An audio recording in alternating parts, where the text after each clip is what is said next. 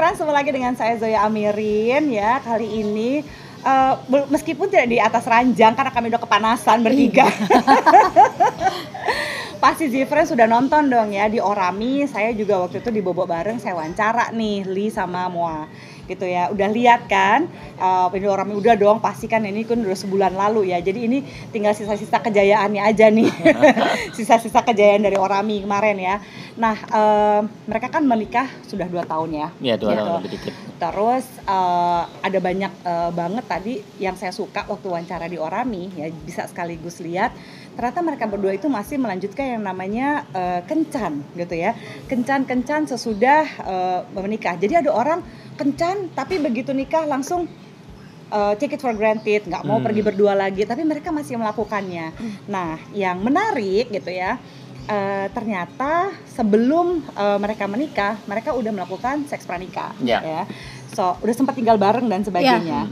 So bedanya kan banyak orang yang bilang nih, wah seks itu lebih asik pada saat sebelum menikah dibandingkan sesudah menikah. Nah kalau menurut kalian sendiri apa bedanya tuh? Nah itu karena mungkin pikirannya kayak tantangan kali. Iya, sebelum mungkin ini. challenge ya.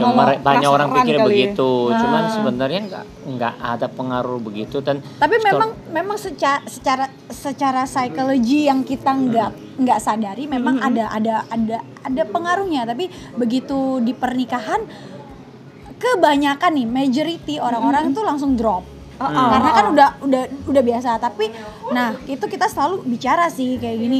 Misalkan kita lagi dating. Kalau kita lagi dating itu pasti kita minum.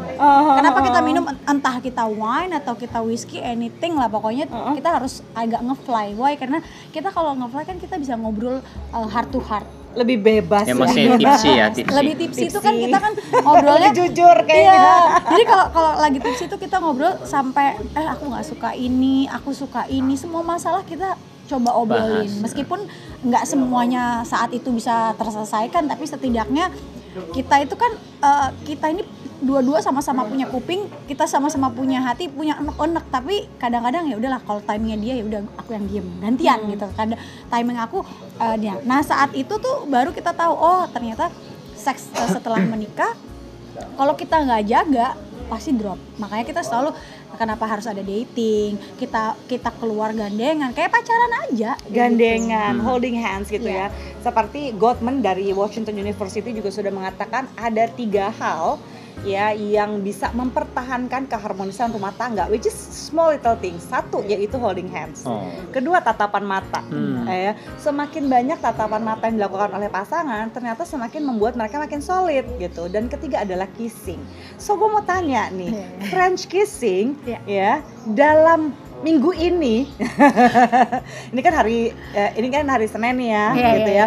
Nah dari Senin minggu lalu sampai sekarang berapa kali kissingnya nih? Apa gara-gara corona nggak mau kissing? Jadi gini, kalau justru kita yang kissingnya pasti setiap hari, cuman kissing like French kissing, ya, bukan kalau deep banget gitu. Justru pasti itu kita lihat kondisi. Jadi pas ada momen-momen tertentu, memang supaya nggak terlalu kita jadi nggak ada rasa. Makanya kita sengaja momen-momen itu nggak setiap kali, bahkan even kadang ya seks pun kita belum tentu friend kiss. Kenapa?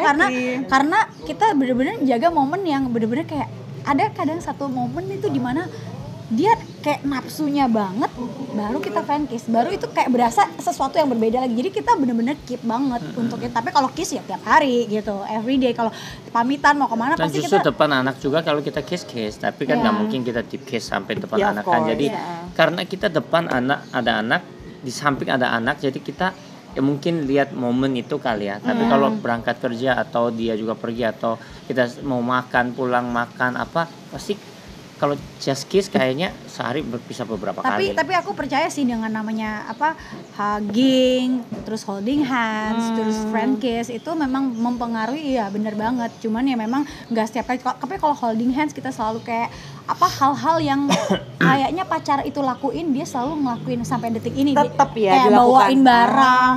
Dia nggak mau cewek itu ngangkat barang. Itu selalu pola pikirnya dia. Jadi kayak kalau kita biasa sudah suami istri kan, ya udah barang-barang lu, barang-barang gue ya kan. Kalau dia enggak gitu. Perbedaan budaya terbesar yang pernah jadi masalah di kalian berdua tuh apa dan gimana ngatasinnya? Cara omong, ya. Cara menyampaikan. Jadi kalau Indonesia mungkin bagi dia itu argumen, bagi dia itu komunikasi, bagi saya itu menantang. Kamu sedang nantang suamimu. Jadi sebenarnya ini yang lebih salah sebenarnya saya. Cuman karena saya dilahirkan di Korea dan memang saya melihat keluarga saya juga begitu, mungkin saya udah masuk di otaknya udah terlalu keras gitu. Jadi untuk saya suruh ubah semuanya nggak bisa, tapi ya seperti yang tadi dia bilang, ketika kita date terus ada momen kita minum sedikit tipsi untuk itu, saat itu saya membuka hati, dia boleh komunikasi apapun. Tapi saat kalau sayanya sedang emosi, saya nggak mau dengar kamu ngomong. Pokoknya saya bilang apa, kamu nurut dulu. Ya tetap egonya cowok kan masih ada. Jadi aku paling ngebalance-nya ya kadang-kadang kesel sih ada pasti. Maksudnya kadang-kadang egois banget. Tapi setelah kita jalan kayak ada dating, ada ini, aku sih orang gampang lupa ya untungnya. Jadi habis udah berkah juga nih. Biasanya kan cewek ahli sejarah ya kalau ada ulang lagi. Sebenarnya ingat, tapi aku berusaha untuk ngelupain. Karena kalau kayak gitu nggak ada akhirnya. Karena kan aku belajar dari pernikahan yang pertama. Maksudnya kalau aku terus-terusan jadiin masalah, itu akan menjadi sesuatu masalah yang besar. Tapi ketika kita ya udahlah, toh ya sama aja sama yang lain, nanti kita akan ngulang lagi, kita akan belajar lagi. Capek deh, yang penting sekarang ngikutin suami gimana, nanti dia akan ngikutin saya. Jadi ya kita balance, ya cari tahu aja selanya di mana. Nah bener sih, kalau in time dalam hal-hal intim ya gitu, itu saya juga yang saya suka dari Moa itu dia juga ngasih tahu gitu ya, kayak misalnya kayak tadi gitu, dia tahu momennya. Nah which is itu yang paling susah sebenarnya, udah mau nikah berapa tahun pun kalau dia nggak tahu momennya kapan dia ngomong sama suami dan nggak tahu moodnya suami mau pulang kerja mau apa gitu ya. Kenapa? Karena sebenarnya perempuan itu lebih sensitif terhadap hal seperti itu. Tapi masalahnya Moa itu mampu gitu untuk memanfaatkan, oh kalau gue mesti tahu nih kapan ini enak diajak ngomong suami, nggak bisa juga dia pulang baru duduk langsung disemprot. Tapi sampai detik ini, gitu detik ini saya masih belajar dalam arti saya selalu ngomong sama dia, kalau kita nggak mungkin nggak ada masalah dan kita nggak mungkin nggak ada perubahan. Maksudnya perubahan dari entah dari luar, dari masalah stres atau apapun kan. Nggak cuma dia, nggak cuma saya, perubahan karena kondisi situasi, ada anak-anak, jadi kita juga terpicu kan. Tapi dari situ aku juga banyak belajar. Kadang-kadang masih aja mau ngotot, namanya cewek ya, pengen 5.000 kata per hari, pengen keluar 5.000 kata nih per hari, pengen keluar. Tapi kadang-kadang bisa ngerem, kadang-kadang nggak bisa ngerem. Ya udah, maksudnya kalau sampai ada cekcok itu hal yang biasa buat aku. Ya sudahlah. Tapi kalau dia memang lebih serius, ya udah dibawa enjoy. Ini menarik nih, Li. Kan kalau mau dilihat, orang akan bilang dia bawel. Kalau aku sih ngelihatnya, she's very communicating. Jadi caranya dia untuk dicintai dan mencintai adalah dengan ngomong, gitu ya. Nah, gimana Li melihat dia bahwa ini adalah cara istri gue mencintai gue, bukan karena dia mau cerewetin gue. Itu susah loh buat kebanyakan laki-laki gitu. So how you do that? Ya sebenarnya laki-laki sama perempuan bedanya, cewek itu memang suka omong, laki itu nggak suka diajak omong, itu males. Apalagi kita dari subuh apalagi ke subuh. diajarin ya. Iya diajarin apalagi. Cuman ya kita coba pikirkan lah, maksudnya istri ini kan manusia juga. Dia daripada omong sama cowok lain, lebih baik obrol sama kita dong. Jadi kita coba ambil waktu sedikit untuk dia obrol, dengerin. Tapi ketika memang suaminya itu lagi stres banget di kerjaan atau memang nggak bisa ada space sedikit pun untuk mendengar, lebih baik kita permit. Beb tolong, aku hari ini nggak bisa, aku nggak sama sekali nggak bisa diajak omong. Tunggu, kasih aku waktu, aku mau tidur dulu. Tapi kasih pengertiannya, mungkin harus istri sampai paham. Jangan banyak ngomong kamu, nggak mungkin saatnya harus obrolnya lebih halus kali. Oke, ini sih friends yang barusan dibilang sama Li adalah assertive communication.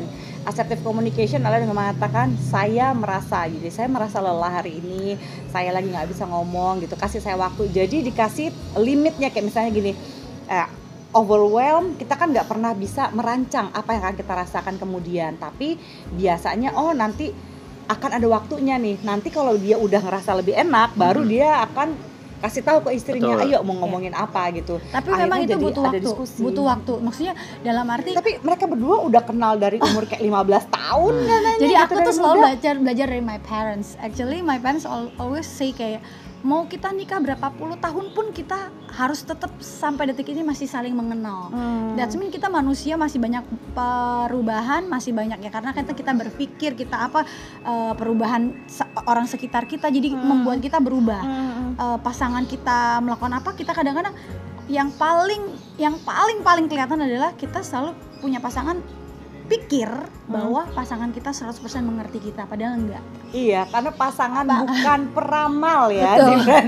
Aku selalu ngomong, assume, jangan pernah berasumsi gitu tentang pasangan. It's very interesting. Jadi karena pola pikir itu akhirnya ya itu komunikasi kenapa penting, seks itu penting ya. Ya karena kita berpikir bahwa lu kan udah tahu. Lah belum tahu, nggak dikasih tahu. Tapi sampai detik ini kita berdua ini masih belajar. Sampai detik ini aku bilang ya itu wajar dan itu normal buat hubungan suami istri, karena my dad until now pun masih belajar. Berantem masih ada berantemnya, tapi bukan berantem itu memicu untuk menjadinya kita pisah, tapi berantem itu mungkin membuat kita lebih harmonis lagi ke depannya ya, kalau kita bisa saling belajar ya gitu sih. Pembelajaran terberat yang dari pernikahan Moa yang sebelumnya yang berguna banget untuk pernikahan kali ini itu apa, Moa? Lebih ke komunikasi, terus ke bahasa kasih. Kayak misalnya apa tuh? Jadi kalau bahasa kasih aku itu beda dengan bahasa kasih di cowok. Your love language itu apa? Kalau your love language apa tuh, Li? Apa ya? Give. Gini, kita words affirmation. Kalau dia sih, kalau menurut saya lebih dihargai. Appreciation ya. Appreciation. Jadi kalau nggak terlalu kitanya nggak menghargai dia, dia langsung. Oh ya enggak ya. Kalau kayaknya. Kalau aku memang. Kalau saya sih masih apa? uang. Sorry itu sih bukan masalah money oriented. Itu gift, berarti itu tapi gift. Dalam keluarga itu kita jangan munafik, kita udah nikah, kita punya anak, keperluan kita banyak. Kalau laki nggak bisa memenuhi kebutuhan cewek itu, jangan salahkan cewek itu. Ada kesempatan sedikit 0,1% pun bisa mencari yang lain, jangan salahin. Menurut saya sih gitu. Jadi makanya cowok itu nggak boleh malas, cowok itu kerja, bertanggung jawab. Tapi bukan selalu kasih gift yang mahal, bukan. Kayak flower satu aja, terus kadang-kadang saya pernah nulis kayak surat amplop murah kan, ya itu juga bagi dia gift. Niatan sebenarnya ya. Betul. Kalau nggak ada effortnya susah, mau punya duit mau sekaya apapun, nanti malah tetap cari alasan. Jadi mau kaya mau miskin selalu cari alasan kalau emang nggak niat. Betul. Kan maksudnya little things gitu. Jadi tapi bener ya, yang aku lihat nih selama aku menjadi seksolog gitu, masalah terbesar adalah laki-laki ketika dia merasa tidak percaya diri dengan nafkah yang dia cari. Entah karena males ataupun karena udah usaha tapi nggak dapet, kan ada aja. Beda. Itu mereka tuh langsung berubah loh, personality wise ya. Mereka langsung berubah, merasa jadi laki-laki tuh kan nggak bisa provide dan sebagainya. Menerima, bukannya saya bilang oh kan zaman sekarang perempuan juga bisa put food on the table, oke. Tapi bagaimanapun juga laki-laki pasti akan lebih merasa berharga ketika dia bisa kontribusi seperti yang Li bilang. Bukannya mau ngajarin patriarki ya, tapi this is like ya itu adalah caranya Li mencintai perempuannya. Kalau buat dia ya gue nggak mau males, gue mau cari kerja, gue mau menafkahi istri gue mau menafkahi keluarga gue dengan financially gitu. Then it's okay, it's cool. Pertanyaan terakhir, your best sexiest moment ever selama 2 tahun menikah, momen mana yang kalian berdua ngerasa wah gila nih ini momen bercinta yang paling dahsyat sepanjang pernikahan? Apa ya? Setelah istri saya operasi sih. Setelah operasi, bukan operasi lahiran. Lahiran anak keempat. Kan dia lahirin anak 4 kan bukan hal yang mudah. Dan juga and it's turn you on? Iya, justru saya lebih appreciate karena selamanya dia 9 bulan di perut kan saya jaga, nggak bisa setiap saya nafsu terus kita lakukan, tidak. Terus ya lebih dia udah susah payah akhirnya kita dapat hasil yang luar biasa, baby yang dari Tuhan luar biasa. Ya kayak ya dia ngorbanin semuanya, segala tubuhnya jadi lebih gemuk, lebih jelek. Tapi justru iya kayaknya onnya di situ deh kayaknya. Kalau saya ya. Her sacrifice. Ya, itu that's interesting. Lu pernah tahu nggak dia pernah begini? Enggak, jadi kalau aku malah taunya sih ya maksudnya setelah lahiran anak keempat, tapi kan aku juga ada plastic surgery kan. Jadi mungkin karena itu membantu. Ya, betul. jadi karena kan aku plastic surgery my boobs, so kayaknya dia lebih interesting gitu. Tapi that's okay. buat aku that's okay karena memang aku sendiri merasa oh aku kayak lebih pede gitu sih. Nah kamunya sendiri kapan momen terseksi kamu setelah menikah itu? Ya itu setelah after I got surgery dan kayaknya merasa paling pede aja. Karena waktu kita pede kan kita sama suami kan kayak kita melayaninya juga lebih enjoy gitu. Gitu sih. Nah, tolong dong kasih tips ke Z-Friends yang juga kebetulan moms di sana ya. Gimana supaya selalu in the mood di ranjang. Jadi kalau misalnya kalian lihat ya Z-Friends lihat di Orami, ya di situ kan dia bilang dia selalu okay for sex, which is jarang perempuan seperti dia ini gitu. Suaminya juga mengakui, wah dia tuh selalu on aja gitu. Padahal kan kita bisa mood, bisa lagi nggak oke, nggak segala macam. Nah pada saat lagi nggak mood itu gimana caranya untuk membuat diri kita jadi lebih mood yang organik gitu untuk bisa tetap bercinta. Jadi kalau buat saya prinsipnya adalah kalau itu salah. Jadi sebenarnya kebutuhannya pria itu banyak, tapi itu kan one off-nya. Ya, salah satunya ya. Nah, kalau buat saya di pola pikir saya selalu gini, toh ini memang kebutuhan pasangan saya. Ya kalau saya bisa melakukan ini yang terbaik ya udah ya istilahnya mungkin yang lain saya nggak bisa ngelakuin terbaik, tapi kalau ini bisa lakuin terbaik nggak apa-apa. Jadi anytime udah jadi mindset. Jadi anytime mau jam berapapun, bahkan sampai saya sudah tidur pun dia bangunin saya langsung bangun itu. Ya kan langsung on. Ya benar. Kalau saya udah tidur tuh kadang-kadang udah jam 3 gitu saya udah tidur, tiba-tiba dia bangunin. Hah? Langsung on. Gimana cara berhenti dari faking orgasm? Dia pernah faking orgasm cuma sekali gitu ya. Sebelum itu, tapi makin lama komunikasi katanya memperbaiki. Nah terus gimana cara menghentikan? Susah ya, banyak orang yang keterusan tuh faking orgasm. Sebenarnya gini, kalau faking orgasm itu sebenarnya sesekali itu pasti ada. Karena hanya kita kan taunya momennya lagi nggak mungkin untuk kita ngomong aku lagi fake, nggak mungkin kan, jadi drop gitu. Jadi sebenarnya baca momen, tapi sebenarnya bisa berhenti tuh saat enggak lagi kan? Iya, ketika saya komunikasi. Jadi saya ngomong, Beb, sebenarnya cewek itu bisa bisa keluar juga, istilahnya bisa klimaks juga, orgasm juga.